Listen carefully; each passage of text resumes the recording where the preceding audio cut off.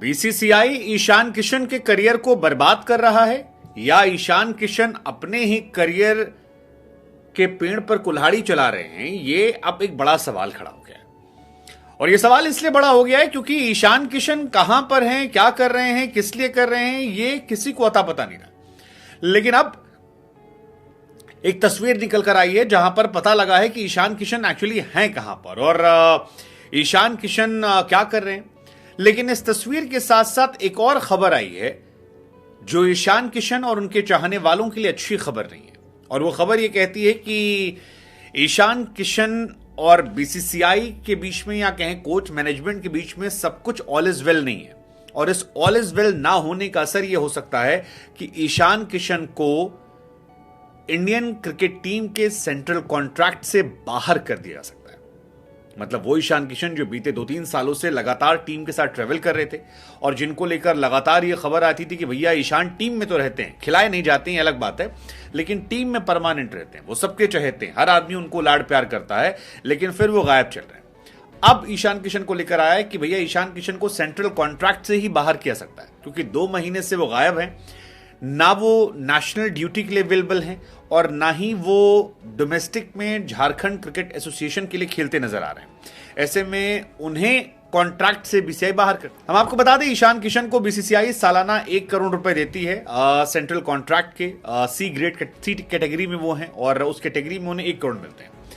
अगर सब कुछ अच्छा चल रहा होता तो शायद ईशान किशन को बी या ए में भी मौका मिल सकता था क्योंकि ईशान किशन लगातार टीम में एक मजबूत विकेटकीपर दावेदार के तौर पर आ रहे थे।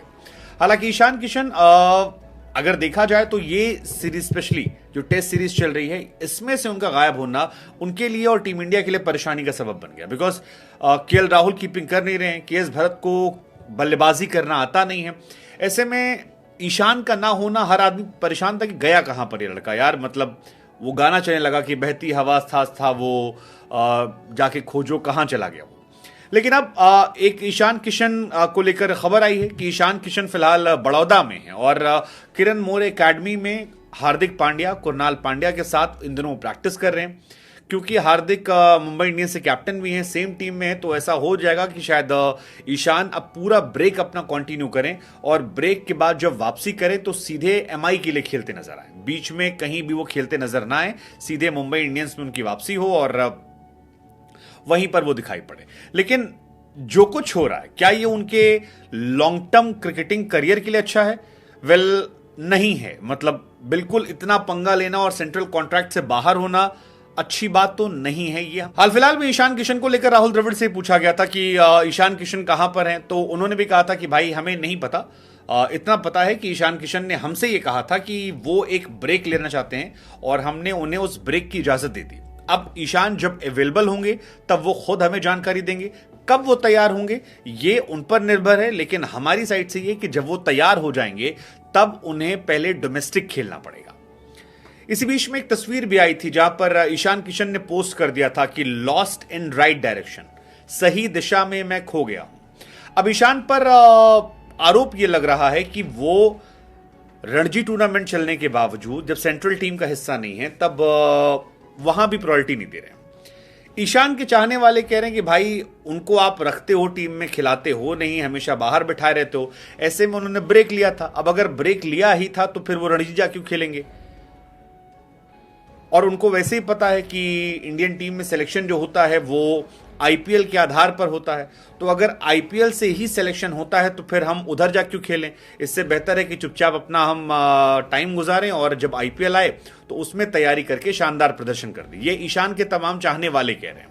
हालांकि क्या ये इतना आसान होगा और क्या इस तरह के बिहेवियर पर बीसीसीआई उन्हें मौका देगी? क्योंकि द्रविड़ तो अभी जाने वाले हैं नहीं और अगर राहुल द्रविड़ यहीं रहने वाले और द्रविड़ से ही उनका पंगा चल रहा है तो फिर उनकी वापसी थोड़ी सी मुश्किल लगती है। इधर एक कहानी यह भी निकल कर आ रही है कि ईशान किशन ने अपने आप को बाहर इसलिए किया क्योंकि जितेश शर्मा को टीम इंडिया में शामिल कर लिया गया था।